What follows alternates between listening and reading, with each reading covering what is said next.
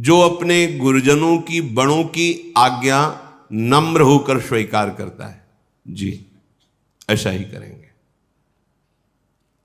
और जो धर्म का ज्ञान रखता है कि मुझे क्या करना चाहिए, क्या नहीं करना चाहिए, नीतिज्ञ है, जो अपने पास सुख की सामग्री है उसे दूसरों को देने की भावना रखता है, जो भगवत अर्पित प्रसाद अन्न का ही भोग पाता है, बहुत सुंदर बात है, जो गुरुजनों की आज्ञा मानने के लिए नम्र रहता है। अब वो तो कहते हैं तो करना ही पड़ेगा, एक ये बात हो गई, और एक बात हो गई बहुत प्रसन्न होकर हमें जो आज्ञा हुई पालन, हमारा सौभाग्य है नम्र होकर गुरुजनों की आज्ञा का पालन करना। आपको पता होना चाहिए कि आपके लिए क्या अधर्म है, क्या धर्म है, क्योंकि शास्त्रों में बहुत धर्म का वर्णन है, तो आप किस मार्ग के पथिक हैं, आपका धर्म क्या है, ये आपको पता होना चाहिए। सत्संगी को पता होता है। और जो आपके पास अच्छी अच्छी सुख सामग्री है, जिसमें तुम्हारा मन लालायित है, उस सामग्री को, खान पान आदि की, उसको विभाजित करके ही पाओ, दूसरों को पवा दो, थोड़ा मात्रा में आप लो। इससे क्या होगा, आप इंद्रिय विजयी हो जाएंगे। भगवत अर्पित ये नियम ले ले कि बिना प्रभु को अर्पित किए हम कुछ नहीं पाएंगे। भले आप नौकरी में, आपके हाथ में जो आया, आप एक क्षण रुकिए, आराध्य देव का स्मरण कीजिए, राधा वल्लभ लाल कीजिए, मन में ही बोल दिए प्रिया प्रीतम, हे प्रभु आपको अर्पित, फिर हो गया, इतने से ही हो जाएगा। बिना स्मरण किए, अर्पित किए, जो आप पाओगे, आपकी बुद्धि भ्रष्ट हो जाएगी, पतित हो जाएगी। जल भी बिना नाम लिए नहीं पी, राधा वल्लभ लाल की जय, अर्पित किया, पी। जो हिंसा रहित आचरण करता है, बहुत शांत, हम किसी भी जीव को मारे नहीं। देखो हमारा अधिकार है, जैसे इस सृष्टि में रहने का, ऐसे हर जीव की रचना भगवान ने की, उसका रहने का अधिकार है। जब तक आपका प्रारब्ध कर्म आपको दंड नहीं देता, तब तक कोई जीव आपको हानि नहीं पहुंचाएगा।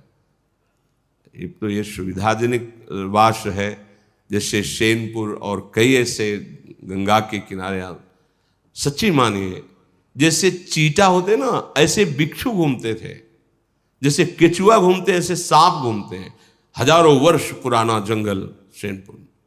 अब जिधर देखो कहीं सांप केली कर रहे, खेल रहे कोई से।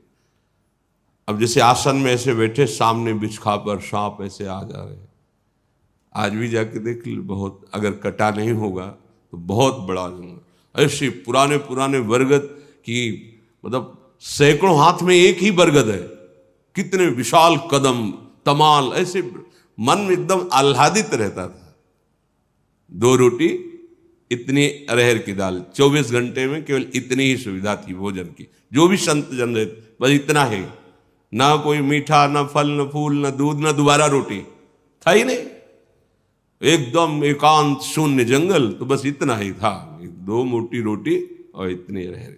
और मन हर समय आह्लादित, क्योंकि वहां कोई विषय पदार्थ नहीं, कोई विषयों का प्रवेश नहीं, कभी कोई भूले भटके गंगा स्नान, क्योंकि घाट तो था नहीं, तो कभी कोई ऐसे।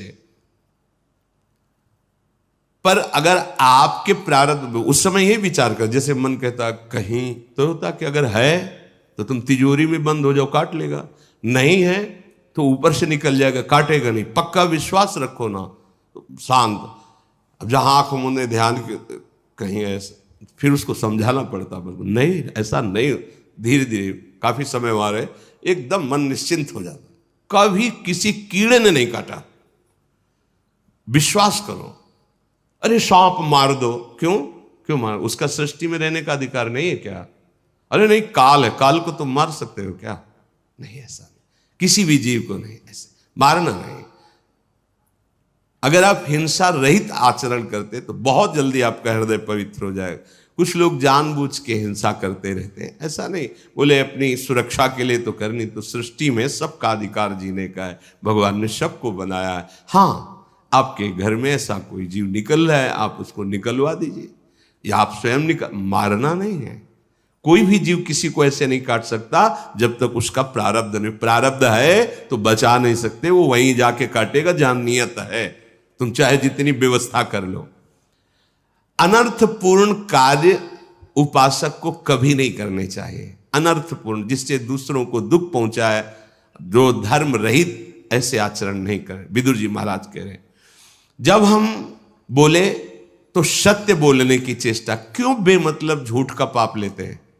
मतलब बुद्धि काम नहीं कर रही, बेमतलब झूठ बोल। अगर किसी के प्राण बच रहे हैं, कोई बहुत बड़े लाभ की वृत्ति किसी को मिल रही है, चलो भाई, नहीं तो सत्य बोलो। क्यों आप झूठ बोल? बिल्कुल खेल खेल में ढेर सारा झूठ बोल देते हैं, क्यों बोलते हो?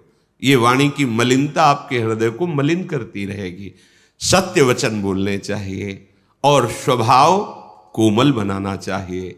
ऐसा उपासक बहुत शीघ्र भगवत सिद्धि को प्राप्त कर लेता है। कुल की रक्षा का विचार करो महाराज, धृतराष्ट्र से कह रहे हैं। सिद्धांत है अगर शरीर का कोई एक अंग पूरे शरीर की हानि पहुंचा रहा हो तो उसे कटवा देना चाहिए।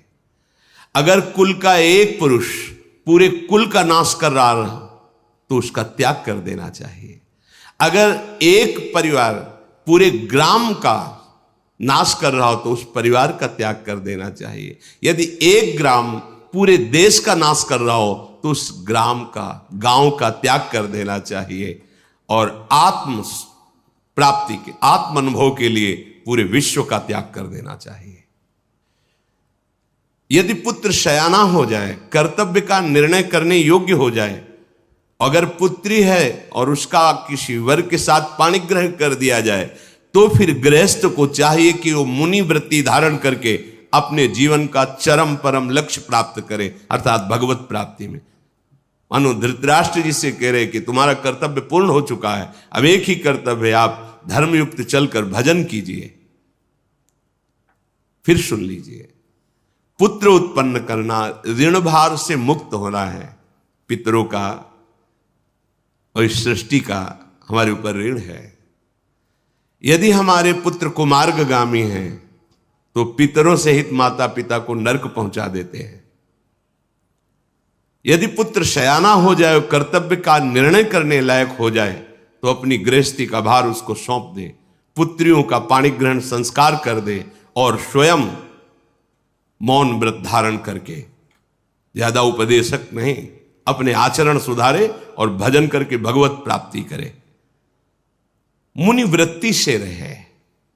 मुनिवृत्ति मननशील महात्मा, हर समय भगवान के नाम रूप का चिंतन, आत्मस्वरूप का चिंतन, जो संपूर्ण प्राणियों के लिए हितकर हो, अपने लिए परम लाभदायक हो और ईश्वर अर्पण बुद्धि से किया जाए, वही कर्म सिद्धि प्रदान करता है।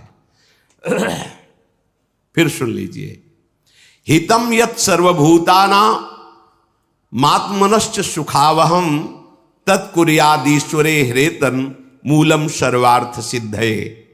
जो संपूर्ण प्राणियों के लिए हितकर हो, अपने लिए सुखद परम लाभ प्रदान करने वाला हो और भगवद अर्पण बुद्धि से किया गया हो, वो कर्म सिद्धि प्रदान करता है, अर्थात वो कर्म योग हो जाता है और उसे भगवत तत्व का बोध प्राप्त होने की क्षमता आ जाती है। जो अर्थ चाहता हो, धन, अर्थ सिद्धिम परामिच्छन धर्म मेवादिश्चरेत न ही धर्मा दपैत्यर्थ स्वर्ग लोकादि वामृतम। जो अर्थ की सिद्धि चाहता हो, धन चाहता हो, उसे पहले समझ लेना चाहिए कि धर्म का आचरण करने पर ही धन टिकता है। जैसे स्वर्ग में अमृत पान करने को मिलता है, ऐसे धर्मात्मा पुरुष को अर्थ की सुविधाएं अपने आप प्राप्त होने लगती हैं। कोई सोचता है कि धर्म से चलने वाले को कष्ट बहुत मिलता है, ऐसा नहीं है। क्या अधर्म से चलते हैं तो उनको सुख मिलता है क्या? देखो, कभी कभी अधर्म चलने वाला सुखी दिखाई देता है, लेकिन वो पुण्य का संयोग चल रहा है। कभी कभी धर्म में चलने वाला दुखी दिखाई देता है, लेकिन वो पाप का संयोग चल रहा है इस समय। पुण्य और पाप दोनों कर्मों का प्रभाव जीवन में दिखाई देता है। इसलिए जो अर्थ की सिद्धि चाहता हो उसे धर्म पर दृष्टि रखनी चाहिए। अगर धर्म नहीं तो अर्थ टिकेगा नहीं, वो नष्ट हो जाएगा। जिसकी बुद्धि पाप से हटकर कल्याण मार्ग में लग जाती है, वो संसार को भी जान जाता है और भगवान को भी जान जाता है। पाप कर्म करने वाला ना प्रभु को जानता है, ना अपने आप को जानता है, ना संसार को जानता है। भटकना। जो धर्म से चलता है, पाप से बुद्धि हटा लेता है, वो प्रभु को भी जान जाता है, अपने को भी जान जाता है और संसार के रहस्य को भी जान जाता है। मनो विदुर जी कह रहे, महाराज पाप कर्म से आप अपनी बुद्धि को हटाइए। राजन, ऊर्ध्वम प्राणा हृत्क्रामंती यूनः स्थविर आयति प्रत्युत्थानाभिवादाभ्यम पुनस्तान प्रतिपद्यते। जब कोई महापुरुष पधारे अपने से बड़ा तो प्राणों का उत्क्रमण होने, ऊपर उठने लगते हैं। यदि आप खड़े नहीं हुए तो आपकी प्राण शक्ति कमजोर हो जाएगी। अगर कोई आपसे ज्ञान वृद्ध वयोवृद्ध आ रहा है तो आप खड़े हो जाइए। इससे आपकी प्राण शक्ति बलवान होगी, आयु बढ़ेगी, बुद्धि पवित्र होगी। यदि आप उठे नहीं तो आपके प्राण कमजोर हो जाएंगे, प्राण शक्ति कमजोर हो जाएगी। देखो ना कैसी कैसी भावनाएं, कितनी बुद्धि कमजोर, कितने शरीर कमजोर हो रहे हैं, आत्मबल क्षीण हो रहा है। क्यों? धर्म का आचरण नहीं है। रोज माता पिता के उठ के चरणों में माथा रखना, भगवत स्मरण करना, धर्म पूर्वक आचरण। अभी देखो तेज आ जाएगा, बुद्धि आपकी प्रवीण हो जाएगी, आपके प्राण बलिष्ठ हो जाएंगे। ऊर्ध्व प्राणम हृत्क्रामंती। जब कोई महापुरुष पधारता है, आप खड़े नहीं होते, आप प्रणाम मुद्रा में नहीं होते, तो आपकी आयु, प्राण, आत्मबल ये सब कमजोर हो जाएगा। इसमें लाभ है, एक तो मर्यादा भी है और लाभ भी है। इसलिए महाराज, अगर आप में खड़े होने की सामर्थ्य है, कोई महापुरुष पधारे तो उठ करके हाथ जोड़कर नमन मुद्रा में खड़े हो जाना चाहिए। धीर पुरुष को चाहिए कि जब कोई साधु पुरुष पधारे तो उसे भगवत स्वरूप भाव से देखे, मानो मेरे भगवान पधार रहे हैं। ऐसे पहले उनको खड़े होकर के नम्रता पूर्वक हाथ जोड़ करके प्रणाम मुद्रा, फिर आसन, फिर जल आदि के द्वारा चरण पखारना, फिर कुशल मंगल पूछ करके उनसे आज्ञा के लिए हाथ जोड़कर प्रार्थना, क्या आज्ञा है आपकी, क्या सेवा करें। जो क्रोध करने वाला है वो इन आचरणों को कभी धारण नहीं कर सकता, क्योंकि क्रोध कामना से उत्पन्न होता है और कामी पुरुष में इतनी क्षमता नहीं होती कि वो ऐसे मंगलमय आचरणों का निर्वाह कर सके। काफी जो सत्संगहीन है उनको देखा गया है ऐसे ठाकुर जी के सामने खड़े, यह अपराध है। कोई गुरुजन आ रहे हैं तो ऐसे खड़े,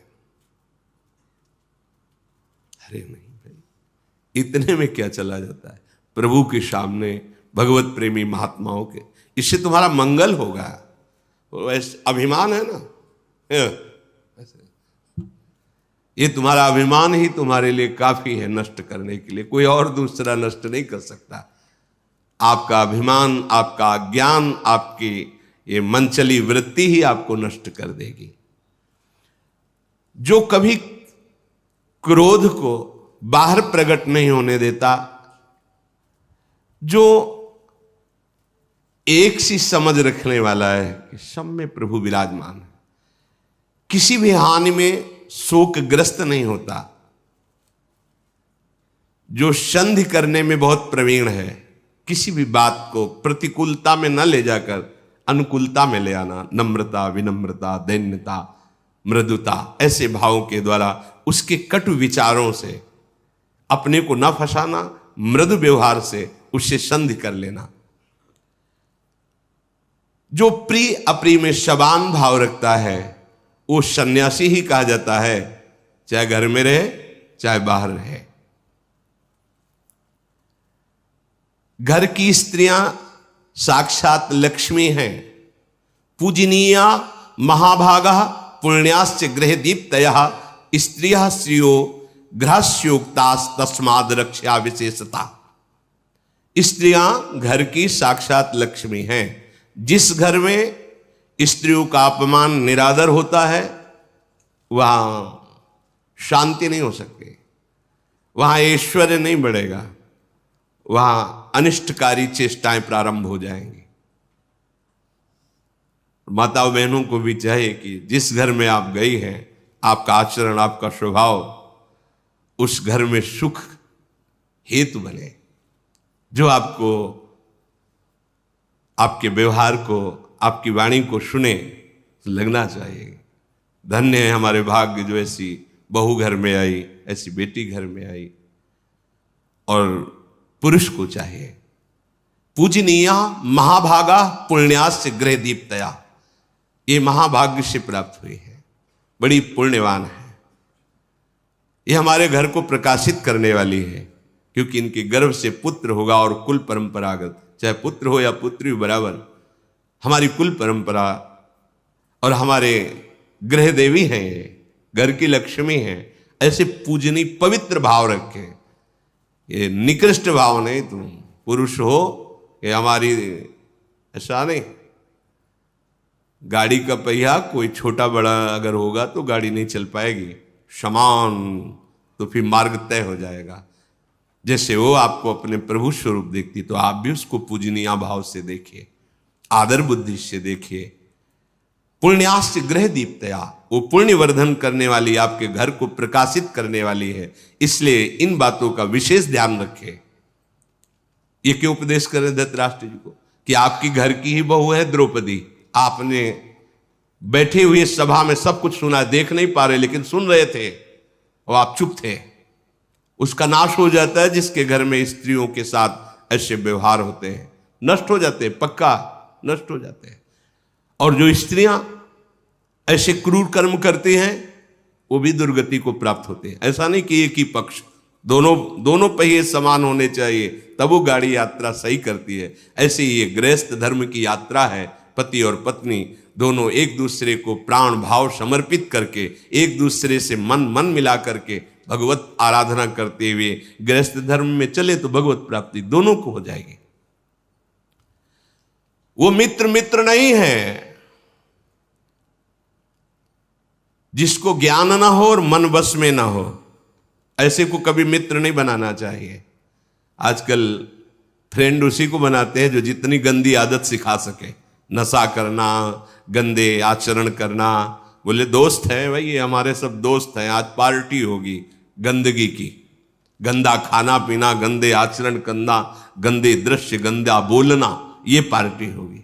नहीं भाई, शास्त्र कहता है नाश्रुहतम परमम मंत्रम भारतार्हति वेदितुम अपंडितो वापि सुहृत पंडितो वाप्या नात्मवान। जो हमें अच्छा ज्ञान नहीं देता वो हमारा कभी मित्र नहीं हो सकता। मित्र की परिभाषा कुमार्ग से निवारण करके सुमार्ग में, सन्मार्ग में चलावे, वही मित्र है। कुपथ निवार्य सुपंथ चलावा, गंदे मार्गों से हटाकर अच्छे मार्गों में ले। ए तुम हमारे दोस्त हो, एक बार तो चलो वृंदावन, सत्संग सुनो, एक बार बिहारी जी के दर्शन करो, देखो आप इस विषय को जरा ध्यान से सुनो, कैसे आचरण होने। ये मित्रता है। मित्रता ये नहीं है कि गंदे आचरण की जगह ले जाओ, गंदे आचरण सुनाओ, गंदे आचरणों का उत्साह बढ़ाओ, वो तो शत्रु है, वो मित्र नहीं है। आप उसे मित्र मत मानिए। वो फ्रेंड नहीं है जो आजकल माना जाता है कि ये फ्रेंड वो फ्रेंड। गंदा आचरण सिखाने वाला, गंदे मार्ग का अनुगामी कहीं कोई मित्र होता है? कुपथ निवार्य सुपंथ चलावा। कुपथ जो धर्म विरुद्ध आचरण, गंदे आचरण उनसे हटाकर सत मार्ग में चलाए, वही मित्र है। अगर आपका मित्र ज्ञान रहित है, उसका मन उसके वश में नहीं है, तो उसकी मित्रता छोड़ने में ही आपका मंगल है। तत्काल छोड़ देना चाहिए, वो मित्र नहीं। ऐसे दोस्तों किस बात की दोस्ती? हाँ हमारे दोस्त हो तो मैं आज से ब्रह्मचर्य, जब तक ब्याह न हो तब तक ब्रह्मचर्य शुरू, कोई नशा न करो, तुम्हें हमारी कसम। तो समझ में आए कि हाँ भ्रष्ट करने के लिए कसम है। ऐसे दोस्तों का त्याग कर देना चाहिए। विदुर जी महाराज कह रहे हैं बिना परीक्षा किए किसी से दोस्ती नहीं करनी चाहिए। ना परीक्षा मही पाला कुर्यात सचिवात्मान। अपना मित्र, अपनी मंत्रणा सलाह देने वाला बिना परीक्षा के नहीं। गंदे आचरण, गंदा नशा, गंदा व्यवहार नहीं, ऐसे मित्र नहीं होते, बिल्कुल नहीं बनाना चाहिए। नहीं फंस जाओगे, हानि हो जाएगी। वो भारी शत्रु है। तुम्हें लगता है कि आजकल हम मित्रता में सुखी, पहचान करो मित्र की, परीक्षा लो। यदि वो आचरण विहीन है, नशा करता है, गंदी बातें करता है, वो दुश्मन है, मित्र नहीं, वो शत्रु है। मित्र वही है जो हमको अच्छे मार्ग में चलावे, हमारी रक्षा करे, भावों की, हमारे सद्गुणों की। विदुर जी महाराज कहते हैं मूर्ख मनुष्य विद्याशील अवस्था, बुद्धि, धन और कुल में जो बड़े हुए जन हैं उनका अनादर करता है और अनादर करना सिखाता है। मूर्ख मनुष्य की पहचान जो विद्वान है, जो शीलवान है, जो अवस्था में बढ़े हुए हैं, चाहे ज्ञान अवस्था या शरीर अवस्था में भी, जो बुद्धि के बड़े प्रवीण हैं, जो कुल में पूजनीय गुरुजन हैं, उनका अनादर करना जो सिखाता है वो मूर्ख मनुष्य। ऐसे मूर्ख को कभी मित्र नहीं बनाना चाहिए। जो वयोवृद्ध, अवस्था वृद्ध, ज्ञान वृद्ध है, बुद्धिमान जन है, जो पूजनीय जन है, जो विद्याशील गुणों से संपन्न है, इनका अनादर करना जो सिखाए वो कभी मित्र नहीं हो सकता है। मित्र तो वही है, देखो तुम कोई भी बात करो अपने माता पिता को बता के, उनकी आज्ञा के बिना हमारे साथ भी मत आओ। पता होना चाहिए उनको कि आप हमसे मित्रता कर, आप अपने माता पिता की आज्ञा पे रहिए, आप गुरुजनों की आज्ञा पे रहिए, आप शास्त्र को समझिए, तो समझ में आवे कि मित्र है। आज जो मित्र बनता पहले यही करता है, क्योंकि वो मूर्ख है।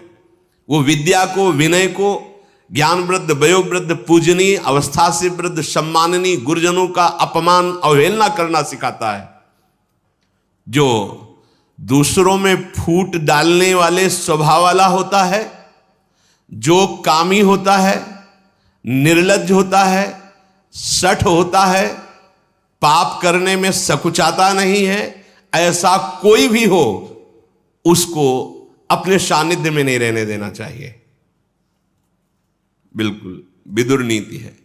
जो दूसरों में फूट डालने वाले स्वभाव वाला हो, जो कामी पुरुष हो, निर्लज्ज हो, दुष्ट हो और पाप करने में सकुचाता न हो, वो कोई भी हो, उसका सानिध्य स्वीकार नहीं करना चाहिए। अत्यंत कुशल, विश्वसनीय विद्वान के द्वारा उपदेश किया हुआ ज्ञान कभी व्यर्थ नहीं होता। कर्तव्य का ज्ञान अगर विद्वान पुरुष से प्राप्त हो रहा है और उसका अनुष्ठान न किया जाए तो उसका कोई महत्व भी नहीं होता। जो सुना है उसका मनन करो और उसका अनुष्ठान करो।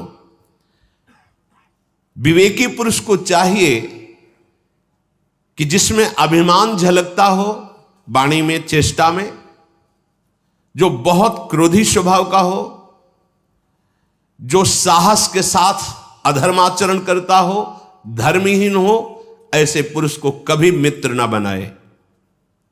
मित्र तो ऐसा होना चाहिए जो धार्मिक हो, सत्यवादी हो, उदार हो, दृढ़ हो और जिसके पास रहने में अपने को कोई भी भय ना हो, अर्थात विश्वास और सुरक्षा पक्की। ऐसे की वो मर्यादित मित्रता स्वीकार करनी चाहिए। शब्द है अमर्यादित नहीं, मित्र का मतलब ये नहीं कि अमर्यादित व्यवहार, मर्यादित। मनुष्य मन, वाणी और कर्म से जिसका निरंतर सेवन करता है वही मन वाणी का सेवन उसको अपनी ओर खींच लेता है। विदुर जी महाराज, अगर मन वाणी और कर्म से पाप का आचरण करोगे तो पाप खींच लेगा, धर्म का आचरण करोगे तो धर्म खींच लेगा और भगवद आचरण करोगे तो भगवान खींच लेंगे। मन वाणी कर्म से जिसका निरंतर सेवन किया जाता है वो उसको अपनी ओर खींच लेता है। इसलिए महाराज विचार पूर्वक मन वाणी और कर्म करना चाहिए। जो अधर्म के द्वारा कमाए हुए धन से सोचता है परलोक में सुख प्राप्त कर लेंगे, बहुत ध्यान से सुनना, अधर्मोपार्जितैरर्थैर यह करोत्योर्ध देहिकम न सतस्य फलम प्रेत्य भुंक्तेर्थस्य दुरागमात्। धर्म पूर्वक कमाए हुए धन पर दशांश की बात है कि आप जो है 100 में 10 रुपए अन्य की सेवा में लगा दो, 90 आप खर्चा करो। ये क्यों? क्योंकि ये आगे के लिए जमा हो रहा है।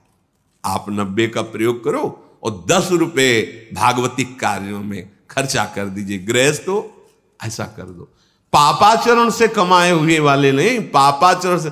अधर्मोपार्जितैरर्थैर यह करोत्योर्ध देहिकम। चलो गया में पिंड कर दान करते हैं, खूब भंडारा करते हैं, पापाचरण का पैसा है, परलोक में हमें सुख मिलेगा। तो कह रहे भूल के नहीं, कुछ नहीं मिलने वाला। विदुर जी कह रहे अधर्मोपार्जितैरर्थैर यह करोत्योर्ध देहिकम न सतस्य फलम, उसका कोई फल आपको नहीं मिलेगा।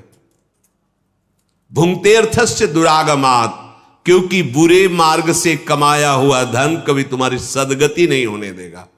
हां, एक उपाय है जो उदाहरणों में महापुरुषों के चरित्रों में पाया जाता है। जैसे वैश्या के बगीचे में संत जन गए, वो लेके गई अर्थ आदि, उन्होंने कहा अपना जब परिचय दिया, हम तो नहीं स्वीकार कर सकते, पर तुम अगर ये नियम लो कि आज से हम वैश्यावृत्ति बंद करते हैं और सारे धन को भगवान के चरणों में अर्पित करके नाम जप, मंगल हो जाएगा। यह है, अभी तक भूल से अधर्माचरण होता रहा, अब भगवान की शरण में तन मन वचन सब समर्पित, अब आपका कल्याण हो। इसलिए सावधानी पूर्वक अगर आपको अर्थ भी कमाना तो धर्म के मार्ग से, धर्म को आगे रखिए। अब धर्म शब्द ही से परिचय नहीं है, अर्थ ही से केवल परिचय है। जहां अर्थ है वहां अनर्थ है, और जहां धर्म अर्थ है वहां कामनाओं की पूर्ति, आगे मोक्ष है। मनुष्य जीवन का लाभ मुक्त हो जाना, भगवत प्राप्त हो जाना है। महाराज, क्रोध को क्षमा से जीतिए। जब क्रोध आवे तो क्षमा जीत लीजिए। असाधुता को साधुता से जीत लीजिए। अपने अंदर की असाधुता को भी साधुओं के जो लक्षण हैं उनसे, और सामने जो साधुता कर रहा है अपनी साधुता से उसको जीत लीजिए। सामने क्रोध कर रहा है, क्षमा से जीत लीजिए। जो झूठ है उसको सत्य से जीत लीजिए। जो अपने गुरुजनों को नित्य प्रणाम करता है, अभिवादनशीलस्य नित्यम वृद्धोपसेविनः चत्वारि संप्रवर्धन्ते कीर्तिरायुर यशो बलम। जो नित्य अपने गुरुजनों को प्रणाम करता है, वृद्ध पुरुषों की सेवा करता है, उसकी कीर्ति, आयु, यश, बल ये चारों बढ़ते रहते हैं। जिसके पास 1000 रुपया है वो भी जीवित है, जिसके पास 100 रुपया है वो भी जीवित है। पर महाराज, जो लोभ पे लोभ करता जाता है वो जीते जी मर जाता है। लोभ और तृष्णा खाए जा रही, जल रहा है कामना से, वो जीता हुआ जीवन रहित है। क्योंकि अब धर्म का ज्ञान नहीं, केवल धन पर वृत्ति है। महाराज, यत् पृथिव्याम ब्रीहियवम हिरण्यम पशवः स्त्रियः नालमेकस्य तत्सर्वमिति पश्यन्न मुह्यति। अगर जितनी पृथ्वी है, जौ धान्य है, जितनी स्त्रियां हैं, स्वर्ण, पशु, सारे भोग सामग्री एक पुरुष को दे दिए जाए तो भी उसको कभी तृप्ति नहीं हो सकती, क्योंकि मायाकृत है। इसलिए महाराज, विचारवान होकर आधा राज्य पांडवों को दे दो और आधे पर आप झूठ बोल करके जो उन्नति करता है, ध्यान दीजिए, वो उन्नति उसके पतन का कारण बनेगी। आज भले दिखाई दे रहा है, पर ऐसे गिरोगे संभल नहीं पाओगे। अनृतेच समुत्कर्षो, जो छल कपट झूठ के द्वारा अपनी उन्नति चाहता है, जो गुरुजनों की चुगली करता है, श्रेष्ठ पुरुषों की, अच्छा हमने तो ऐसा ऐसा समझा, हमने तो ऐसा ऐसा दिया। अरे कुछ नहीं ऐसा। पैशुनम माने चुगली करना। गुरोश्चालिक निर्बंध, जो गुरुजनों पर दोष देखता रहता है, दोषारोपण करता रहता है, ये ब्रह्म हत्यारे के समान दुर्गति को प्राप्त होते हैं। जो झूठ से कपट से उन्नति प्राप्त करता है, जो दूसरों की श्रेष्ठ जनों की चुगली करता है, जो गुरुजनों पर दोषारोपण दोष दर्शन करता है, ये तीनों ब्रह्म हत्यारे हैं। तीनों ब्रह्म हत्यारे के समान दुर्गति को प्राप्त होते हैं। ये स्वभाव तो एकदम छोड़ देना चाहिए। जो दूसरों के दोष में अपने को वर्णन करने में उत्साहित होता है। कुछ लोग होते हैं जिनको चार लोग मिल गए दूसरे की निंदा करने में ऐसा लगता है मानो उनको बहुत बड़ा कोई पद मिल रहा हो, ऐसा सुख होता है। जो दूसरों की निंदा करते हैं, कभी किसी की सेवा नहीं, सेवा का अभाव होता है, और अपनी प्रशंसा चार लोगों के बीच में बैठ के कहते हैं और बड़ा उतावलापन दिखाते हैं कार्य में। ये अपने सुख, अपने वैभव, अपने आनंद की वृत्ति का नाश करने वाले स्वयं होते हैं। अपनी प्रशंसा और दूसरों की निंदा यह नाश का कारण है। बहुत सावधान रहना चाहिए। अपनी प्रशंसा, आत्म प्रशंसा। असूयैक पदम मृत्यु रतिवादा स्त्रियो वधा, अशुश्रूषा त्वरा श्लाघा विद्याया सत्रवस्त्रया। मानो अपने ऐश्वर्य का वध कर रहा है, अपने आगे सुख का नाश कर रहा है। जो अपनी प्रशंसा करता है, दूसरों की निंदा करता है, और सेवा का अभाव है और उतावलापन है। महाराज, धन धान्यादि से परिपूर्ण पृथ्वी का शासन करके अंत में सबको यहां राज्य और शरीर भी छोड़कर जाना होता है। बड़े बड़े बलवान, बड़े बड़े चक्रवर्ती सम्राट चले गए। इस पर दृष्टि डालिए आप। विदुर जी महाराज कह रहे, महाराज पुत्र को बड़े उत्साह के साथ पाला जाता है, और जब अधर्म आचरण बन जाते हैं तो वही पुत्र यौवन में मर जाता है। अधर्म आचरण, जैसे पीछे वर्णन हुआ था अकाल मृत्यु, ऐसे ऐसे आचरण करोगे तुम्हारी पूर्ण आयु नष्ट हो जाएगी। अब मनुष्य जब अपने जवान पुत्र को उठा करके घर से बाहर स्मशान की तरफ ले जाता है तो उसके हृदय में क्या होता है आप विचार कीजिए। धृतराष्ट्र से कह रहे, पहले उसके लिए जो बड़ी बड़ी बातें सोची थी, आज वो उसका शव लेकर के करुणा से विलाप करता हुआ जाता है और काष्ठ की चिता में काष्ठ की भांति उसको रख के जला देता है। फिर अब उस मरे हुए का क्या धन, क्या राज्य, क्या वैभव। अगर शरीर ना जलाया जाए तो पशु पक्षी नोच नोच के खा जाते, गाड़ दिया जाए तो कीड़े पड़कर नष्ट हो जाता है। वो केवल अपने किए हुए पाप और पुण्य को साथ ले जाता है। इसलिए महाराज, अग्नि में जिसके शरीर को भस्म कर दिया गया, सब कुछ यहां छूट गया। जिसके लिए वो पाप कर रहा था, अधर्म कर रहा था, तो आप विचार कीजिए उसने अपना भला किया कि बुरा किया। लोक परलोक, ऊपर नीचे, कोई ऐसा लोक नहीं जहां ज्ञान न फैला हो। महाराज, आप इस अज्ञान को नष्ट कीजिए, अपने मोह को हटाइए और धर्म का निर्णय कीजिए।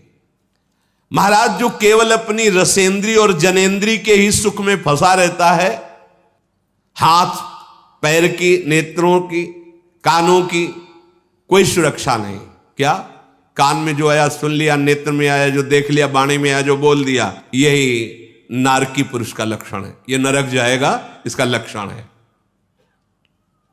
ये स्वयं धर्मराज बोल रहे हैं विदुर जी। बहुत ध्यान से ये सत्संग अपने जीवन को परम मार्ग में, सत्य मार्ग में चलाने वाला है। अगर हम एक एक बात समझे तो एक उपासक आए थे, वो कह रहे थे मुझे बहुत भय लग रहा है, जब आप क्या सत्संग सुनते तो रूह कांप जाती कि हमसे तो बहुत गलतियां हुई। अच्छा हो रहा है, आप भयभीत होकर अगर हमारे प्रभु की शरण में आ जाओगे तो आप निर्भय हो जाओगे, परम पद के अधिकारी हो जाओगे। महाराज, उपासक को चाहिए प्रतिदिन 2 टाइम तो स्नान करे ही। प्रातः और सायं। आपको शौच लगे या न लगे, संध्या क्रिया होनी चाहिए आपकी, सायं क्रिया। मध्याह्न में अगर आप थोड़ा भी विश्राम किए, फिर इसके बाद आपके जो नित्य दिनचर्या हो, उसका शौच से कोई लेना देना नहीं कि शौच नहीं आई तो नहीं, आपकी दिनचर्या होनी चाहिए। आप साधु हैं, आपकी एक दिनचर्या होनी चाहिए। साधक को प्रतिदिन जल से 2 बार स्नान करना चाहिए।